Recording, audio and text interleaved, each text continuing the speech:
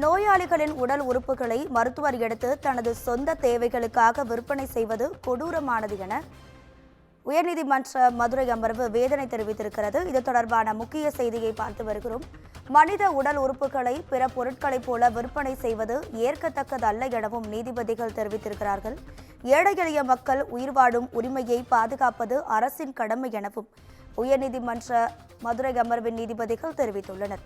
இது தொடர்பான முக்கிய செய்தியை பார்த்து வருகிறோம். சட்டவிரோத கிட்னி விற்பனை விவகாரத்தில் சிபிஐ விசாரணைக்காக மாற்றக் கோரிய வழக்கில் உயர்நீதிமன்ற மதுரை அமர்வு தற்போது ஒரு அறிவிப்பை வெளியிட்டிருக்கிறது. இது தொடர்பான கூடுதல் தகவல்களை நமது செய்தியாளர் சக்திவேல் வழங்கிட கேட்கலாம். சக்திவேல், வணக்கம். உங்க முழு விவரம். நிச்சயமாக வணக்கம் ராதிகா. சட்டவிரோதமாக கிட்னி விற்பனை விவகாரத்தை சிபிஐ விசாரணைக்கு மாற்ற உத்தரவிட கோரி மனு தாக்கலானது செய்யப்பட்டுள்ளது. நோயாளிகளின் உடல் உறுப்புகளை மருத்துவர் எடுத்து தனது சொந்த தேவைக்காக விற்பனை செய்வது கொடூரமானது எனவும் நீதிபதிகள் கருத்து தெரிவித்துள்ளனர். ஏழை எளிய மக்கள் உயிர் வாழும் உரிமையை பாதுகாப்பது அரசின் கடமை எனவும் மக்கள் உடல் உறுப்புகளை பிற பொருட்களை போல விற்பனை செய்வது ஏற்கத்தக்கது அல்ல என நீதிபதிகள் தெரிவித்துள்ளனர். கிட்னி விற்பனை செய்யப்பட்டது தொடர்பாக எடுக்கப்பட்ட நடவடிக்கைகள் குறித்தும் இதுபோல மனித உடல் உறுப்புகளை விற்பனை செய்வது தடுப்பதற்கான வழிமுறைகள் குறித்தும் விரிவான நிலை அறிக்கையை தாக்கல் செய்ய உயர்நீதிமன்ற மதுரை கிளை உத்தரவிட்டுள்ளது. குறிப்பாக பரமக்குடியைச் சேர்ந்த வழக்கறிஞர் சதீஸ்வரன் உயர்நீதிமன்ற மதுரை கிளையில் தாக்கல் செய்ய பொதுநல வழக்கானது மனு தாக்கல் செய்திருந்தார். தமிழ்நாட்டில் நாமக்கல் மாவட்டத்தில் வெளிச்சத்திற்கு வந்துள்ள சட்டவிரோத சிறுநீரக விற்பனை மோசடி மிகவும் தீவிரமான பிரச்சனையாக எழுந்துள்ளது.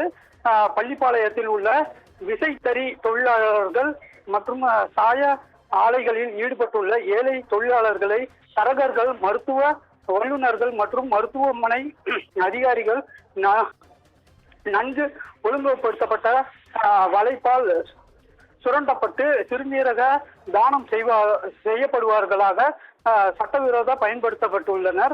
பாதிக்கப்பட்டவர்களின் நிதி போராட்டத்தை அறிந்த இடைத்தரகர்கள் சிறுநீரகத்திற்கு 5 முதல் 10 லட்சம் வரையும் சலுகைகளை வழங்கி அவர்களை தயார் செய்கின்றனர். இந்த கிட்னி விற்பனையில் சில மருத்துவர்களுக்கு தொடர்பு உள்ளது.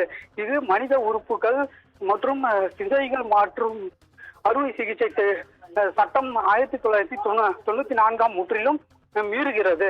மேலும் மனித உறுப்புகளின் வணிக ரீதியான பரிவர்த்தனைகளுக்கு தண்டனையும் வழங்குகிறது. ஆனால் தமிழக அரசு இந்த விவகாரத்தில் இதுவரை உரிய நடவடிக்கை எடுக்கவில்லை. மேலும் இந்த விவகாரத்தில் அரசியல் கட்சியினர் தொடர்பு உள்ளதால் இந்த வழக்கை மாநில காவல்துறை விசாரணை செய்தால் விசாரணை நேர்மையாக இருக்காது. எனவே திருபுவனம் அஜித் குமார் கொலை வழக்கில் சிபிஐ விசாரணைக்கு மாற்றி உத்தரவிட்டது போல் இந்த வழக்கையும் சிபிஐ விசாரணைக்கு உத்தரவு பிறப்பிக்க வேண்டும். சிபிஐ விசாரணை மேற்கொண்டால் மட்டுமே இதில் பாதிக்கப்பட்ட மக்களுக்கு நியாயம் கிடைக்கும். எனவே இந்த வழக்கை சிபிஐக்கு மாற்ற உத்தரவு பிறப்பிக்க வேண்டும் என அந்த மனுவில் தாக்கல் செய்திருந்தார். இந்த வழக்கை விசாரித்த நீதிபதிகள் SM சுப்பிரமணியம், அருள்முருகன் அமர்வு சட்டவிரோத மனித உறுப்புகள் அதாவது உடல் உறுப்புகள் சில மருத்துவமனைகளில் திருடப்படுவதாக தெரிய வந்துள்ளதே என கேள்வி எழுப்பினர். நீதிபதிகள் நோயாளிகளின் உடல் உறுப்புகளை மருத்துவர் எடுத்து தனது சொந்த தேவைகளுக்கு விற்பனை செய்வது கொடூரமானது. ஏழை எளிய மக்கள் உயிர் வாழும் உரிமையை பாதுகாப்பது அரசின் கடமை. மனித உடல் உறுப்புகளை பிற பொருட்களை போல விற்பனை செய்வது ஏற்கத்தக்கதல்ல என குறிப்பிட்டிருந்தார். மேலும் அவற்றை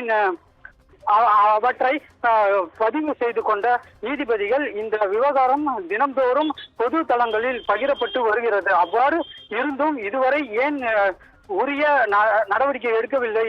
தகவல் தெரிந்தவுடன் மூத்த IAS அதிகாரி தலைமையில் மருத்துவ நிபுணர்களை குழு கொண்டு அமைத்து விசாரணை மேற்கொண்டு இருக்க வேண்டும். அவ்வாறு ஏன் செய்யவில்லை என கேள்வி எழுப்பிய நீதிபதிகள் ஏழை எளிய குடும்பத்தில் உள்ள நோயாளி நபர்களின் கிட்னி எப்போது திருடப்பட்டது என்பது கூட தெரியாமல் வாழ்வது எவ்வளவு பெரிய வேதனை எனவும் தெரிவித்த நீதிபதிகள் இந்த வழக்கில் தமிழக சுகாதாரத்துறையின் தலைமை செயலர், ஊரக சுகாதார பணி இயக்குனர் ஆகியோர் நீதிமன்றம் தாமாக முன் வழக்கை சேர்த்துகிறது.